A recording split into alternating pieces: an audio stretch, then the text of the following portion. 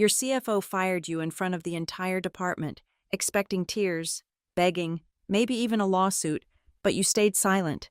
You only needed one click, and 2 weeks later, his $150 million empire began crumbling layer by layer, minute by minute, email by email. This isn't a story about litigation or revenge served cold. This is about a silent execution performed with surgical precision, using nothing but the very compliance laws he thought were just expensive paperwork. My name is Ava Sinclair, and for 7 years, I was the only federally certified compliance officer at Vanguardis Biotech in Ravenport. That Tuesday morning in March started like any other coffee at 6:30, emails by 7, first meeting at 8. What I didn't know was that by noon, I'd be walking out of that building for the last time, carrying a cardboard box and a plan that would destroy the man who thought he could erase me like a line item on a budget spreadsheet. Travis Huxley had been CFO for 18 months, Harvard MBA, Wharton Executive Program, the kind of resume that looked impressive until you realized he'd never actually built anything. He only knew how to cut. He walked into the all-hands department meeting at 11:45 that morning, wearing his signature navy Armani suit and that practiced smile that never quite reached his eyes. "Before we begin today's quarterly review," he announced, scanning the room like a predator surveying prey, "I need to address some organizational changes." I remember the exact moment everything shifted. He turned to me, that smile widening just enough to reveal what I now recognize as sadistic pleasure. "Ava, as part of our efficiency optimization initiative, we're eliminating redundant positions. Your role as compliance officer is being absorbed into our legal department. Your services are no longer required, effective immediately." The room went silent. 23 faces turned toward me, waiting for the explosion, the tears, the predictable script of corporate humiliation, but I gave them nothing. I closed my laptop with a soft click that seemed to echo in the silence, gathered my notepad, and stood up. "I see," I said, my voice steady as granite. "I assume you've already filed the federal succession paperwork?" Travis's smile flickered, just for a microsecond, but I caught it. "That's an administrative detail we'll handle." Administrative detail. Those 2 words told me everything I needed to know. This man, who controlled $150 million in federal contracts, thought compliance was just paperwork. He thought I was overhead, a costly checkbox on some regulatory form that could be penciled in by anyone with a law degree. "Of course," I replied, allowing myself the smallest smile. "I'm sure you have it all figured out." I walked out of that conference room with my spine straight and my head high. Behind me, I heard Travis continue his presentation about profit margins and cost reductions. He was already erasing me from the narrative, confident that by tomorrow, no one would even remember the middle-aged woman who used to insist on reading every contract, who stayed until 10 at night double-checking federal compliance codes, who stood between Vanguardis and regulatory disaster for 7 years. Security escorted me to my office standard protocol. They assured me, nothing personal. I had 15 minutes to pack. As I placed my framed certifications into the cardboard box, I thought about the email I'd sent to myself 2 weeks earlier, when Travis first started excluding me from audit preparation meetings. The email contained every federal contract number, every compliance deadline, every regulatory requirement that had my name attached to it. More importantly, it contained the passwords to the Federal Compliance Registry passwords that Travis didn't even know existed. The security guard, Marcus, whom I'd shared coffee with every morning for 5 years, looked uncomfortable as he watched me pack. "This isn't right, Miss Sinclair," he whispered. "No," I agreed, logging out of my computer for the last time. "But it will be." As I walked through the lobby, that cardboard box in my arms like a prop in some corporate theater, I saw my reflection in the polished marble walls. 42 years old, 15 years of compliance experience, and reduced to nothing by a man who thought leadership meant subtraction. But Travis had made a fatal error, one that would only become apparent when it was far too late. He thought compliance was about following rules. He didn't understand that in the federal contracting world, compliance officers aren't just paper pushers. We're the key holders. the ones who keep the government's door open. And when you eliminate the only person with the keys, that door doesn't just close. It locks.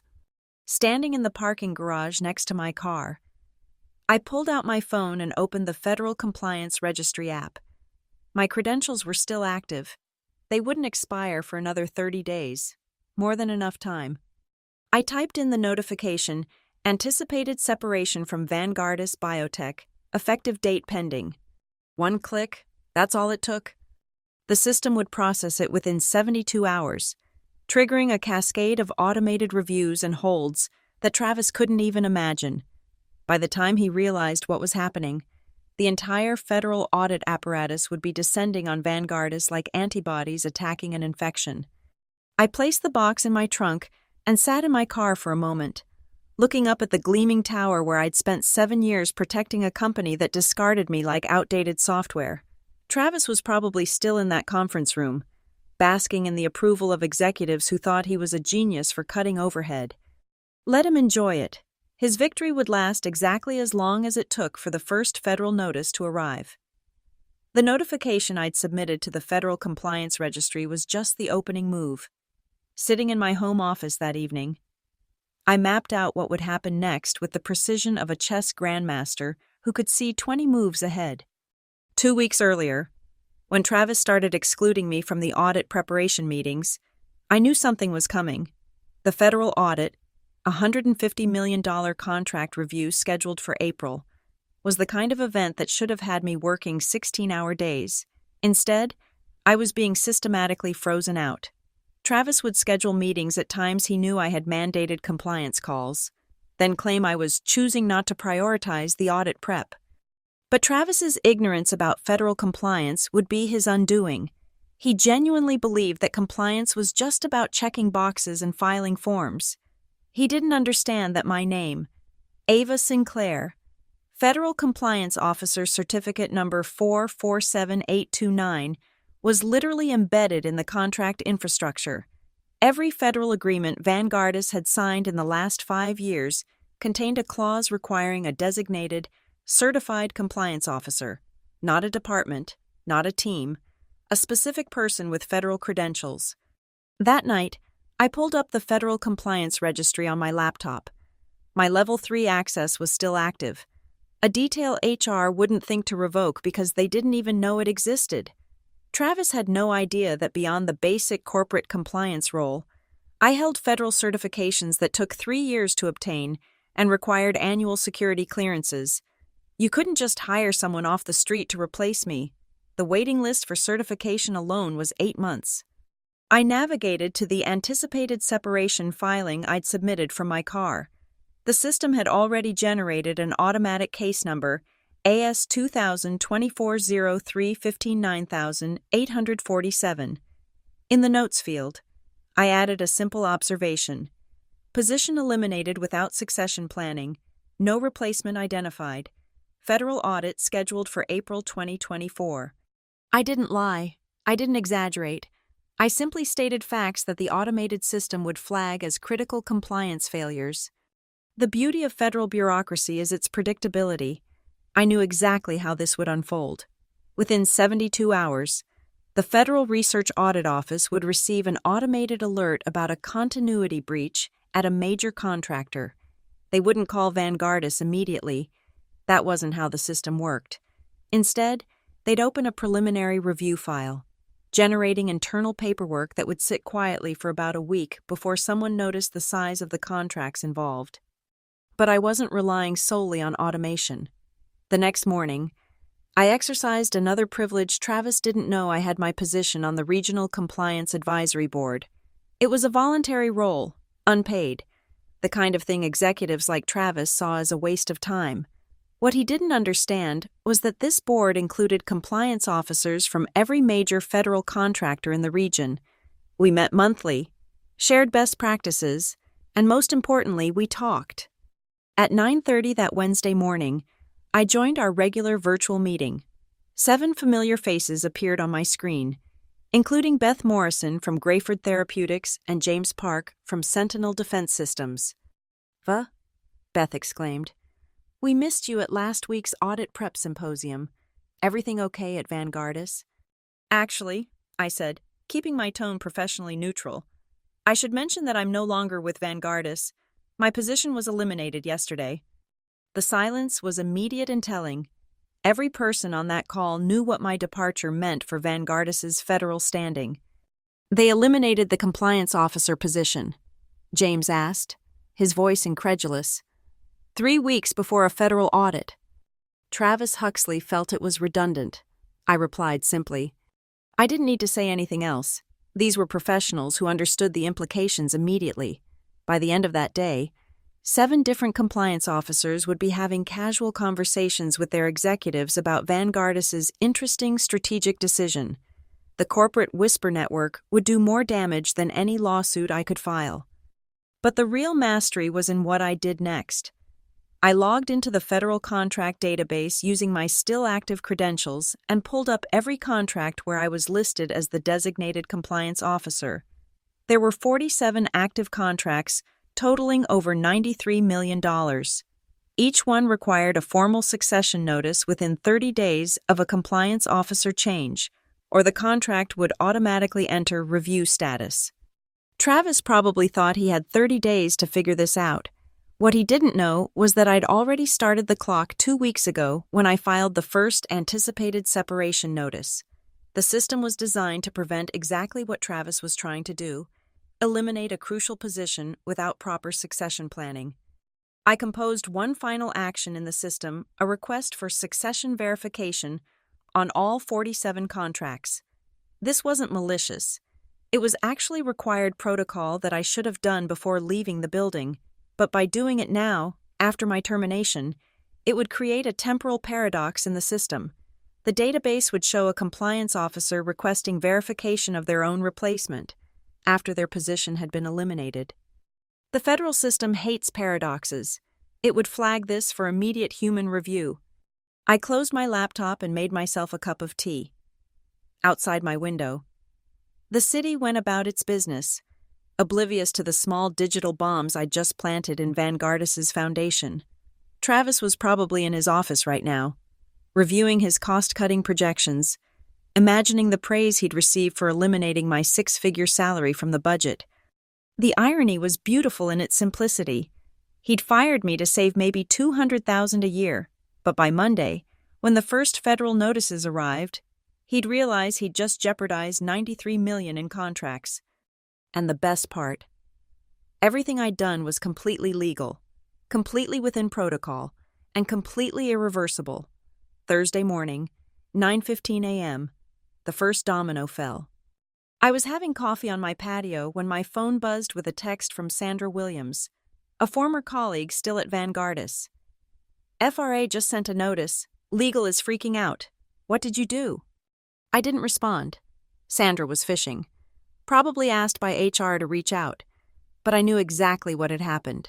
The Federal Research Audit Office had received the automated alert about the continuity breach and moved faster than I'd anticipated. They'd sent what we in the compliance world call a yellow letter. Not quite a warning, not quite a threat, but a formal request for clarification. By noon, my phone was lighting up with calls from Vanguardis numbers. I let them all go to voicemail. The 5th call was from Margaret Ross, the head of HR. Her message was professionally panicked. Ava, we need to discuss your transition urgently. There seems to be some confusion with the federal systems. Please call back immediately. Confusion. That was one way to put it. What was actually happening inside Vanguardis at that moment was far more chaotic than Margaret's calm voicemail suggested. I knew because Beth Morrison from Grayford called me at 2:30 that afternoon. Ava, I probably shouldn't tell you this, but it's too delicious not to share, she said, barely containing her amusement. My assistant's roommate works in Vanguardis's legal department. Apparently, they've had 3 emergency meetings since this morning.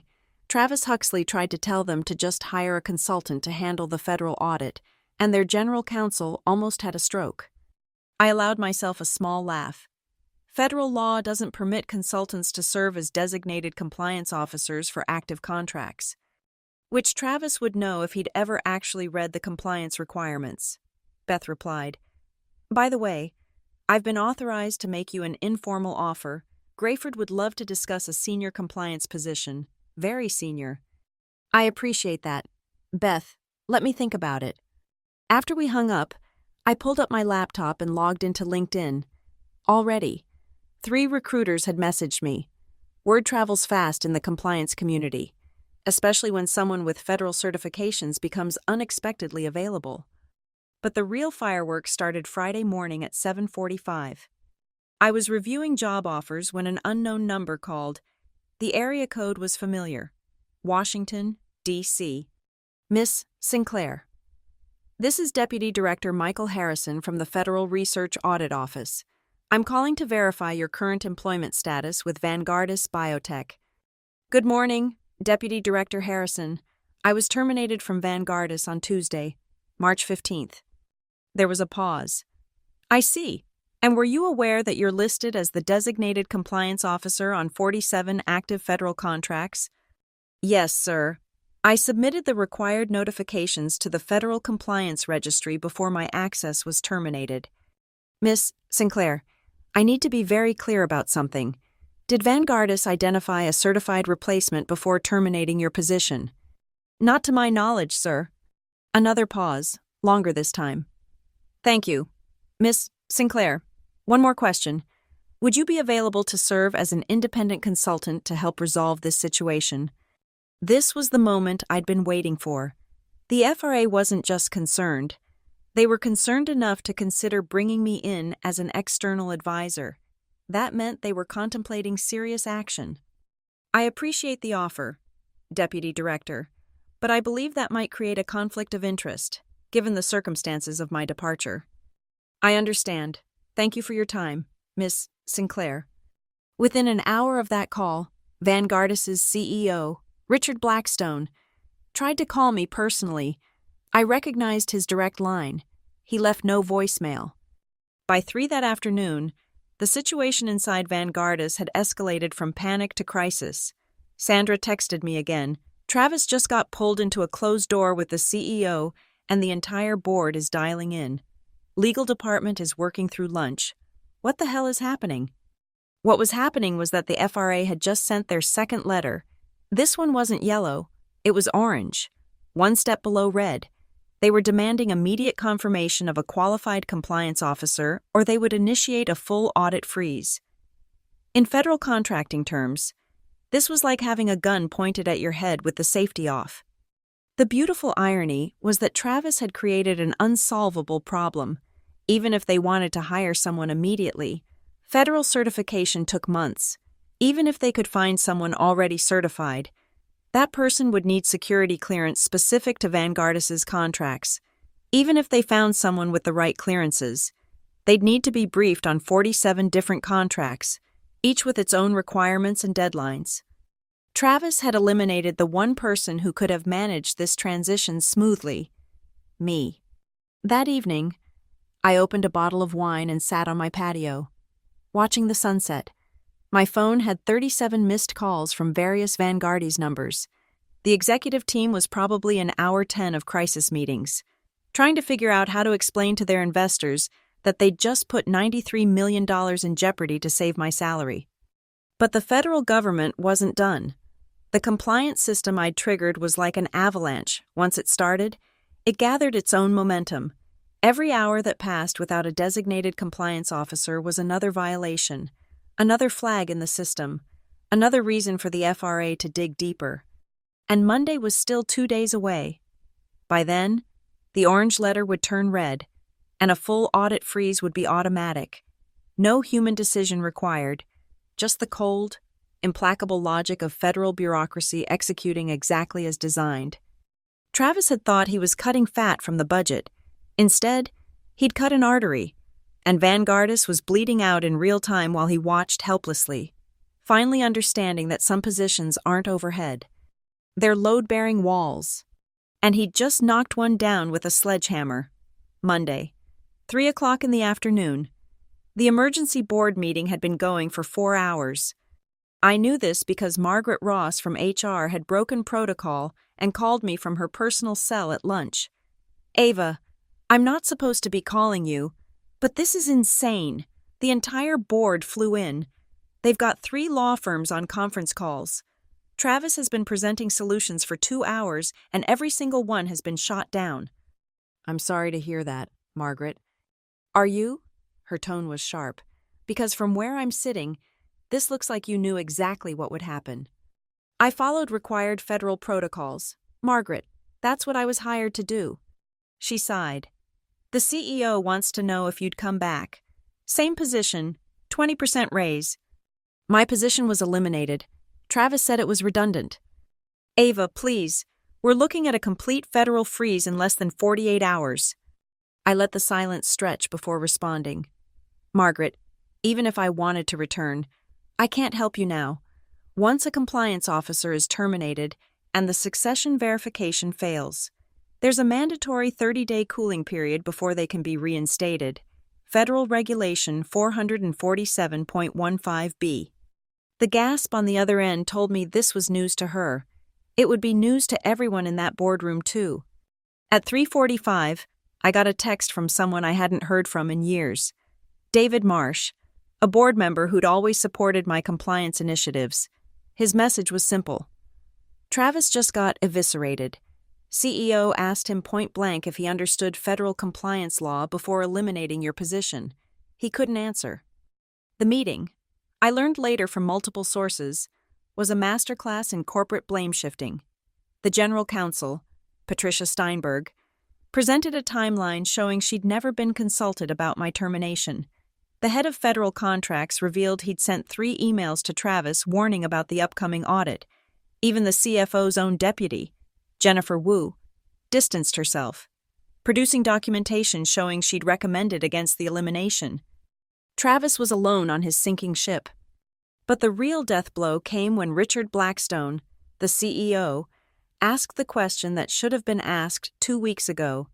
Travis, explain to this board how eliminating a $200,000 position was worth risking $93 million in federal contracts.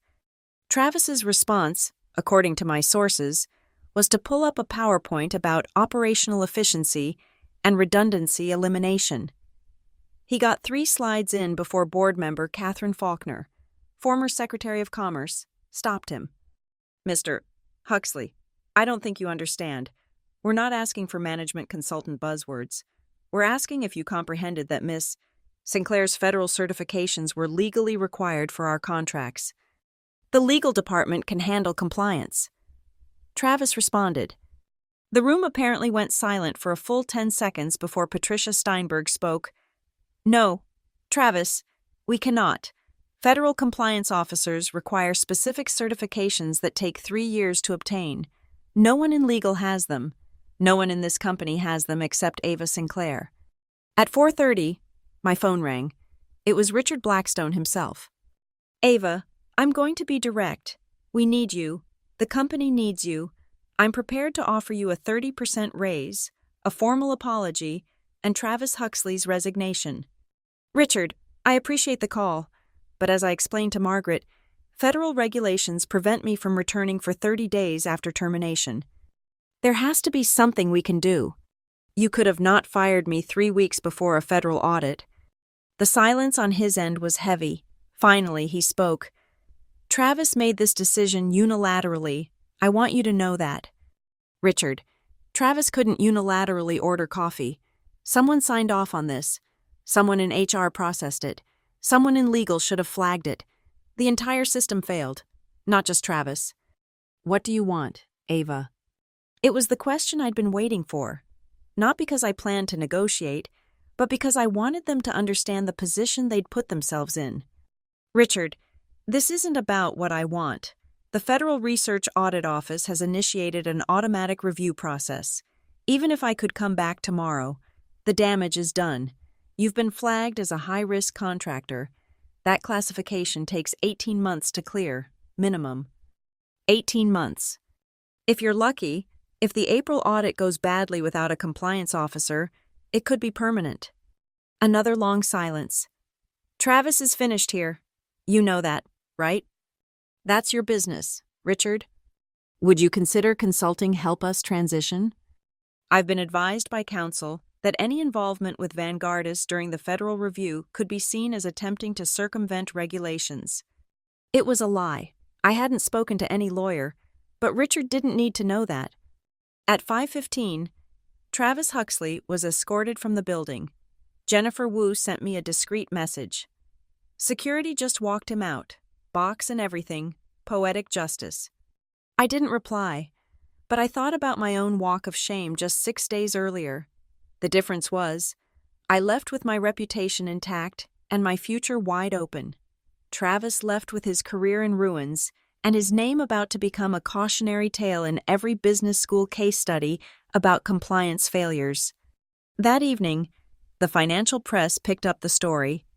Vanguardist Biotech faces federal contract freeze after compliance crisis, ran in the Wall Street Journal digital edition.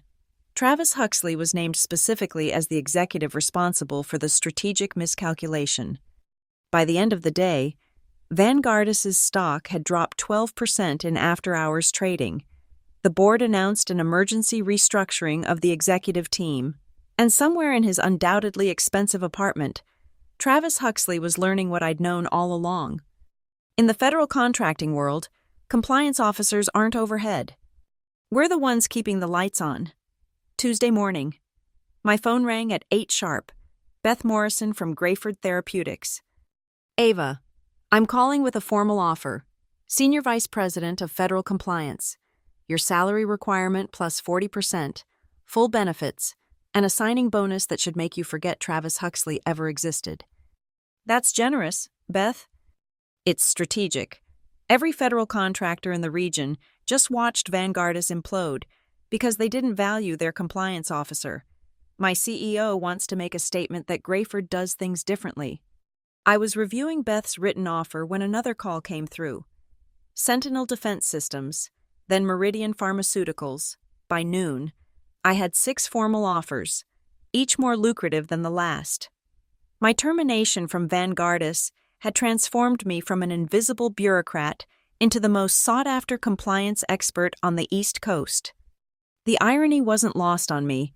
Travis had called me overhead in front of 23 people. Now, companies were fighting to pay me 40% above what Vanguardist had. Wednesday brought an unexpected development. The Federal Research Audit Office called again. But this time, it wasn't Deputy Director Harrison. It was his boss, Director Sarah Martinez. Miss Sinclair, I'll be direct. We're initiating a full systematic review of Vanguardist Biotech, not just the April audit everything, 5 years of contracts, compliance records, and financial documents. We need someone who understands their systems. I'm sure Vanguardist will cooperate fully. Director Martinez. That's not what I'm asking. The FRA wants to hire you as a special advisory consultant. It's a temporary position, 6 months, but the compensation is substantial. She named a figure that made even Grayford's generous offer look modest. You want me to audit my former employer? We want you to ensure federal interests are protected. Your insight into their compliance infrastructure is invaluable.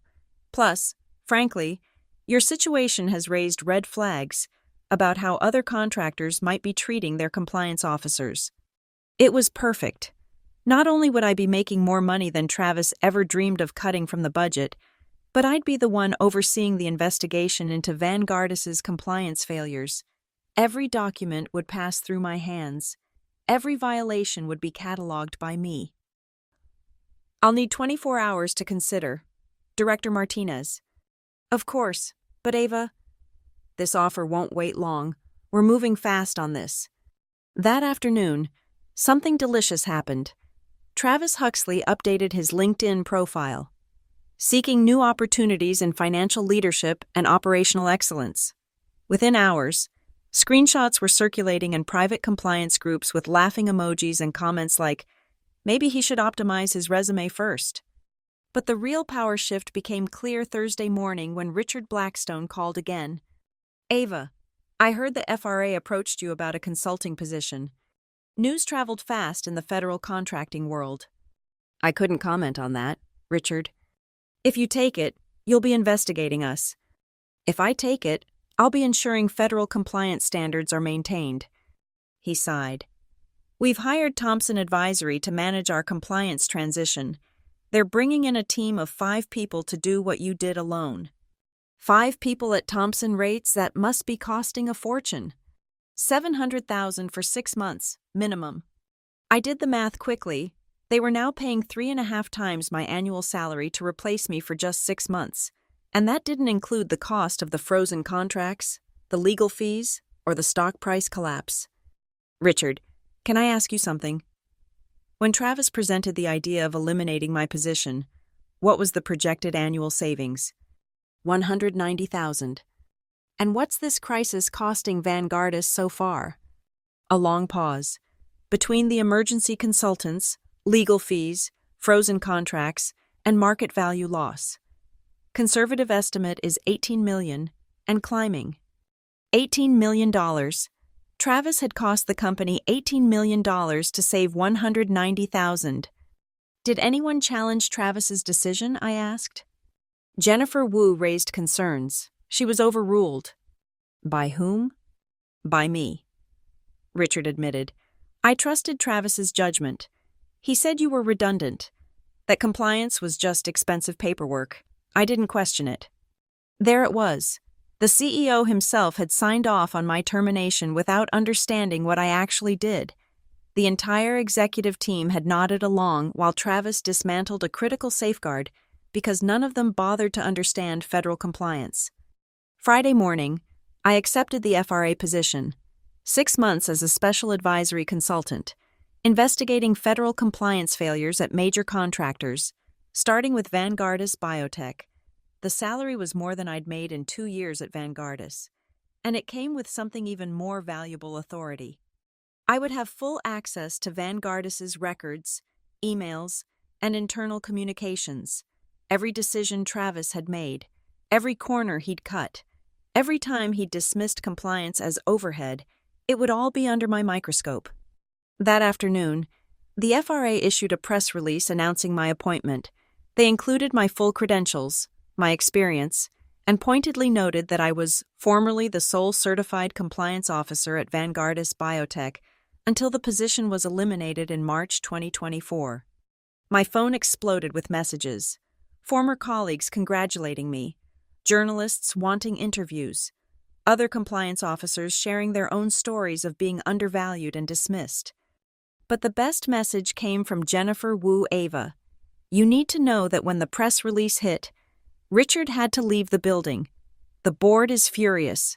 They're discussing replacing the entire executive team. Travis's name is toxic.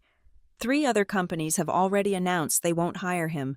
You didn't just win, you changed everything. I poured myself a glass of wine and stood on my balcony, looking out at the city lights.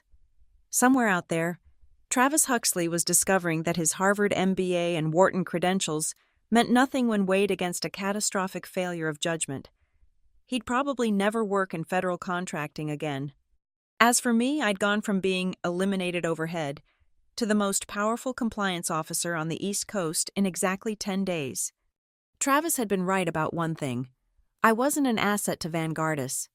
I was the foundation, and without me, the whole house came crashing down. Thursday morning, 7:38 a.m., 3 federal agents in dark suits entered Vanguardist Biotech's headquarters at 3100 Pioneer Boulevard, Ravenport. They didn't need to announce themselves. The security desk had been notified the night before. The elevators were held specifically for their arrival. They rode straight to the 31st floor, where the executive offices overlooked the city like a glass throne room. I wasn't there, of course, but Sandra Williams was. And she texted me in real time. They're here, 3 of them, walking straight to the CEO's office. Everyone's frozen at their desks. The agents weren't there for a courtesy visit. They carried with them official notice of an on-site review, the nuclear option in federal contracting. This wasn't just an audit anymore. This was an investigation. I was in my new temporary office at the Federal Research Audit Office, reviewing Vanguardist's contracts when Director Martinez walked in. Your former CEO just called the Deputy Secretary of Commerce, she said, sitting down across from me. He's trying to get the on-site review canceled. And The deputy secretary reminded him that federal compliance isn't negotiable. Then she asked him why his company eliminated their only certified compliance officer 3 weeks before a major audit. I pulled up the preliminary report I'd been preparing.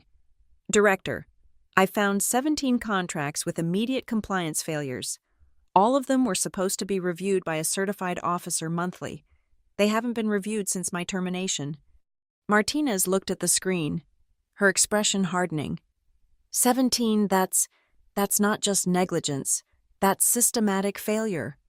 At Vanguardis, the federal agents were setting up in Conference Room A, the same room where Travis had fired me. They requested immediate access to all compliance records, all emails related to federal contracts, and all communications regarding my termination. Patricia Steinberg from legal tried to negotiate, asking for time to review documents for privilege. The lead agent, Special Investigator Robert Kane, responded with 5 words that chilled the entire floor. This isn't a request, counselor. By 10 a.m., the agents had commandeered an entire section of the 31st floor. They brought in their own IT specialists, who began imaging servers and copying drives. Every executive's email account was frozen and duplicated. 5 years of corporate communications suddenly became federal evidence. Richard Blackstone stood in his office, watching his empire being dissected by federal authorities, and placed another call to me. This time, I answered. Ava, please, tell me how to fix this. Richard, I'm now a federal consultant. I can't advise you. This is destroying us. Our stock is down 30%. 3 major investors have pulled out. The board is meeting tonight to discuss bankruptcy options. Bankruptcy. It's only been 2 weeks since you fired me. 2 weeks that destroyed 5 years of growth. Ava, Travis didn't just eliminate your position. He apparently told the board you were incompetent, that you were slowing down operations with unnecessary reviews. I felt my jaw clench. He said I was incompetent. He presented a whole analysis about how much money we could save by streamlining compliance. The board bought it because the numbers looked good. The numbers always look good when you ignore federal law. Richard. Meanwhile, the investigation was uncovering exactly how deep the rot went. Special Investigator Kane found emails where Travis explicitly instructed department heads to bypass compliance reviews to expedite processes. He'd created a culture where federal requirements were seen as suggestions rather than obligations. At 2:45 that afternoon, something extraordinary happened. Kane's team found what they called a smoking gun, an email chain from 6 weeks earlier where I had warned Travis, in writing, that eliminating compliance reviews could trigger federal sanctions. Travis had replied, and I quote from the document that would later become public record. Ava's paranoia about federal requirements is exactly why we need fresh perspectives on efficiency. Paranoia. He'd called my professional diligence paranoia. Sandra texted me again at 3:15. They just sealed Travis's old office, yellow tape and everything. Security is telling everyone to stay at their desks. The on-site review was supposed to last 3 days. By the end of day 1, the agents had found enough violations to justify a full criminal investigation. The Department of Justice would be getting involved. This wasn't just about contracts anymore. This was about potential fraud. That evening, as federal agents continued their work into the night at Vanguardis, I sat in a conference room with Director Martinez and 3 other senior FRA officials. Martinez said, "What we're seeing here is unprecedented. A major contractor essentially dismantled their entire compliance infrastructure to save money. How did no one stop this?"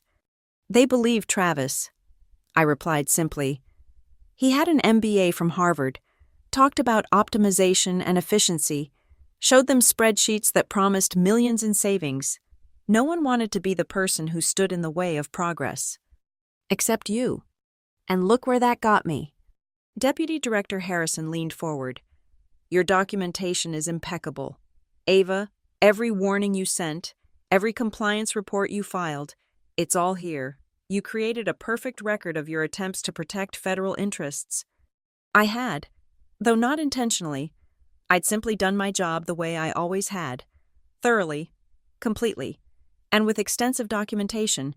It was Travis who had created the perfect record of his own downfall by dismissing every warning in writing. At 7 that evening, Vanguardis's board convened an emergency meeting. According to Jennifer Wu, who was still feeding me information, it lasted exactly 45 minutes. 3 resolutions were passed unanimously. Richard Blackstone was removed as CEO. The entire Executive Compensation Committee was dissolved, and the company would fully cooperate with all federal investigations. The new interim CEO's first act was to send a formal request to the FRA, asking if I could be temporarily released from my federal consulting position to help Vanguardis navigate the crisis. Director Martinez showed me the request, smiling. "Want to know what we're going to charge them for your services?" She showed me the number. It was more than Travis's annual salary. "They'll pay it," I said. "Oh, I know they will. They don't have a choice." As I left the federal building that night, I thought about Travis's smug smile when he'd called me overhead. I wondered if he was watching the news, seeing his former company's headquarters surrounded by federal vehicles, his name mentioned in every report as the architect of the disaster. The FBI would later calculate that Travis's optimization initiative had exposed Vanguardis to over $300 million in potential federal penalties, all to save my $190,000 salary. But numbers don't capture the full picture. They don't show the 150 employees who lost their jobs when Vanguardis downsized to pay legal fees. They don't show the researchers whose life-saving projects were canceled when funding dried up. They don't show Travis Huxley, alone in his apartment, Googling career change after corporate scandal. The federal agents would spend 3 more days at Vanguardis, cataloging what happens when you treat compliance as overhead instead of infrastructure. And I would spend the next 6 months getting paid government rates to explain to everyone exactly how Travis Huxley had destroyed a 15-year-old company in less than 2 weeks. Friday evening, 6:47 p.m. My personal cell phone rang with a number I hadn't seen in 3 weeks. Richard Blackstone, calling from his personal phone. The board had removed him as CEO 5 days ago, but desperation has a way of breaking down corporate protocol. "Ava, I know you can't advise me officially, but I need you to know something. We're dying here. The new interim CEO is trying, but without someone who understands our specific contracts, we're just bleeding out faster." I set down my wine glass, looking out at the Ravenport skyline from my apartment. "Richard, you made your choice. You all did. Travis convinced us you were expendable. He had charts, graphs, consultant reports showing how other companies operated without dedicated compliance officers. Other companies aren't managing 47 federal research contracts worth $93 million. I know that now." His voice cracked slightly. "Ava, we need you. The company needs you. I'm not CEO anymore, but I still have influence with the board. They'll pay anything. They'll give you anything. Richard, even if I wanted to help, I'm now a federal investigator examining Vanguardis. There's no walking that back." There was a long pause. Then he said something that explained everything. "Travis showed us a presentation 3 months ago. He said compliance officers were like insurance. You pay for them hoping you'll never need them. He said we were overinsured." "And you believed him?" The board believed the Harvard MBA with the Goldman Sachs background over the middle-aged woman who'd been quietly doing her job for 7 years. Yes. There it was. The brutal truth. They hadn't seen me as a professional with 15 years of specialized expertise. They'd seen overhead that could be optimized away by someone with a fancier pedigree. "Richard, do you know what Travis is doing now?" "No one will hire him.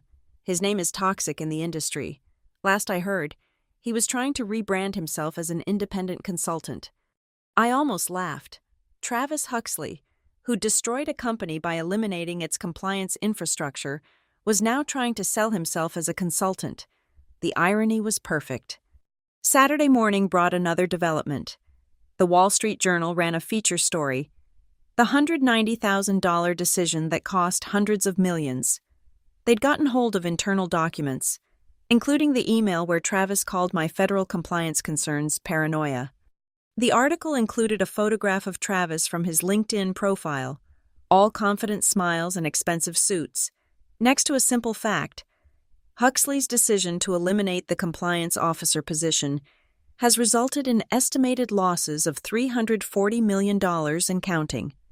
My phone buzzed with a text from Beth Morrison at Grayford. That article is being passed around every boardroom in the country. You've become the most expensive firing in corporate history. Also, our offer still stands when your federal contract ends. But the real call I'd been waiting for came at 2:15 that afternoon. It was William Travers, the new interim CEO of Vanguardis. Miss Sinclair, I'm calling to make a formal request. We need someone to help us navigate the federal investigation. Someone who understands our contracts, our obligations, our systems. Mr. Travers, I'm currently employed by the FRA to investigate Vanguardis. I understand that, but Director Martinez has indicated that you could potentially serve in a dual capacity continuing your investigation while also helping us remediate. It would be unprecedented, but so is our situation. And what makes you think I'd want to help the company that threw me away? Because I've read your files, Miss Sinclair. 7 years of perfect compliance records. You didn't just do your job, you protected this company. Even now, your documentation is the only thing preventing criminal charges against the board. You cared about Vanguardis, even when Vanguardis didn't care about you. He was right, and I hated that he was right. I had cared. I'd spent countless nights reviewing contracts, verifying compliance, protecting a company that ultimately saw me as expendable. What are you offering?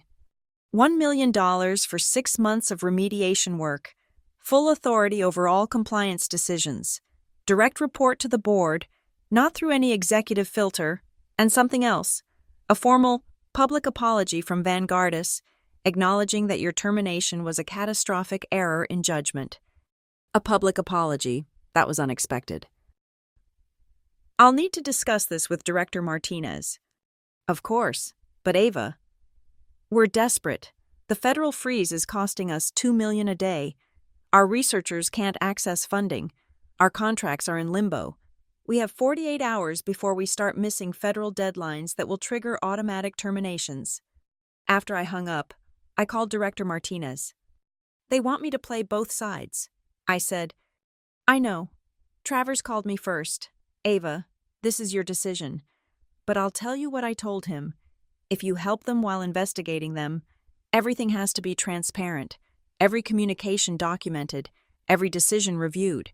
You'd essentially be saving the company while simultaneously documenting its failures. A corporate executioner and surgeon at the same time. Exactly. The question is whether you want that responsibility. I thought about Travis's smiling face when he'd fired me. I thought about the 23 colleagues who'd watched in silence. I thought about Richard Blackstone, who'd chosen to believe PowerPoint slides over 7 years of proven expertise. But I also thought about the researchers whose projects were frozen, the employees who hadn't made these decisions but were suffering the consequences, the life-saving work that Vanguardis did when it wasn't being run by idiots who thought compliance was optional. I'll do it, I said, but my conditions are non-negotiable. Which are? The $1 million is just the start. I want Travis Huxley's name on every document explaining the failure. I want the board to issue a statement acknowledging that compliance is not overhead, but critical infrastructure. And I want my old office, Travis's office, with his nameplate still on the desk as a reminder. Martinez laughed. You want to work at his actual desk? I want everyone who walks into that office to remember what happens when you treat essential people as expendable. Monday morning, I walked back into Vanguardis Biotech, this time with a federal badge and a 7-figure contract. The security guard, Marcus, smiled sadly as he handed me my new access card. Welcome back, Miss Sinclair, though I guess you never really left. He was right. My presence had haunted every meeting. Every failed attempt to fix what Travis had broken. Every $1 million lost. I'd been gone for 3 weeks, but my absence had cost them everything. As I settled into Travis's former office, my new office, I opened my laptop and began typing my first report as Special Remediation Consultant. Subject: Systematic Failure Analysis, Root Cause, The elimination of essential infrastructure misidentified as overhead by CFO Travis Huxley. Somewhere in the city, Travis was probably reading the news of my return, understanding finally that I hadn't destroyed him. He'd destroyed himself. I just made sure everyone watched. 6 months later, September 15th, 3:20 p.m., I stood in the boardroom of Vanguardis Biotech for the last time, presenting my final report to the board of directors and representatives from the Federal Research Audit Office. In conclusion, I said, clicking to my last slide, Vanguardis has lost $387 million in market value, paid $43 million in federal penalties, and spent $16 million on emergency consultants and legal fees. Total cost of eliminating one compliance officer to save $190,000, $446 million. The room was silent. The new CEO, William Travers, nodded slowly. And our current status? Fully compliant. All 47 federal contracts have been restored. The FRA has lifted the high-risk designation. You've hired a team of 3 certified compliance officers, established an independent compliance board, and created protocols ensuring this can never happen again. Director Martinez stood up. The federal investigation is officially closed. Miss, Sinclair's work has been exemplary. As the meeting concluded, Richard Blackstone approached me. He'd aged years in 6 months, his hair now more gray than black. Ava, I need you to know something. Travis tried to sue the company for wrongful termination last month. I almost laughed. How did that go? The judge threw it out in minutes. Apparently, destroying a company through gross incompetence isn't grounds for a lawsuit. He's now living in Chicago, working as an assistant manager at his brother-in-law's logistics company. From CFO of a biotech giant to assistant manager in logistics, Travis had optimized himself right out of the industry. What about you, Richard? I'm retiring. The board gave me a graceful exit, but we all know what this is. I failed in my primary duty, protecting the company from catastrophic decisions. I trusted the wrong person and ignored the right one. As I packed up my laptop, Jennifer Wu stopped by. She was now Deputy Chief Compliance Officer, one of my recommendations. Ava, you could stay. The board would approve any salary you named. No, I said, looking around Travis's old office one last time. My work here is done. That evening, I sat on my balcony with a glass of champagne, watching the sunset over Ravenport. My phone buzzed with a message from Beth Morrison. Grayford offer stands. Actually, we've increased it. Name your start date. I'd already accepted a different position, Director of Compliance Strategy at the Federal Research Audit Office, a permanent role, overseeing compliance standards for all federal contractors. The salary was less than Grayford's offer, but the power was infinitely greater. I would write the regulations that companies like Vanguardis would have to follow. My phone rang, an unknown number with a Chicago area code. I knew who it was before I answered. Hello, Travis. There was a pause. Ava, I wanted to apologize. No, you don't. You want absolution. I destroyed everything. My career, the company, people's lives. You destroyed yourself the moment you confused price with value.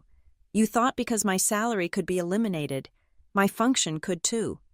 I was wrong. Yes, you were, but not in the way you think. You weren't wrong about the math. Travis, you were wrong about the fundamental premise. You thought leadership meant cutting costs. You thought optimization meant elimination. You thought overhead meant unnecessary. What should I have thought? That some things that look like overhead are actually foundations, and when you remove foundations, everything collapses. Is there any way back for me? I thought about lying, giving him some false hope, but that wasn't my style. No, Travis, your name is permanently associated with one of the worst corporate failures in federal contracting history. Business schools are already teaching your case as an example of what not to do. You're not a person anymore. You're a cautionary tale. He hung up without another word. As night fell over Ravenport, I thought about the journey from that Tuesday morning when Travis had smiled while destroying my career. He'd thought he was cutting fat, optimizing processes, being the kind of decisive leader that boards love. Instead, he'd taught corporate America a $400 million lesson: never mistake the quiet competence of a compliance officer for overhead. We're not the ones slowing you down. We're the ones keeping you alive. I closed my laptop and smiled. Tomorrow, I'd start my new role at the FRA, making sure no other compliance officer would ever be dismissed as casually as I had been. Travis had tried to erase me from one company's story. Instead, he'd written me into the regulations that would govern them all. The execution was complete, not with rage or revenge, but with the cold precision of federal law properly applied. Travis had pulled the trigger when he fired me. I just made sure the gun was pointed in the right direction. Thank you so much for listening to this story of corporate justice. I'd love to know where in the world you're listening from. Drop a comment below and let's connect. If this tale of compliance revenge resonated with you, please subscribe to the channel and share your thoughts. Have you ever witnessed someone underestimate a crucial team member only to face the consequences? Let me know your stories in the comments.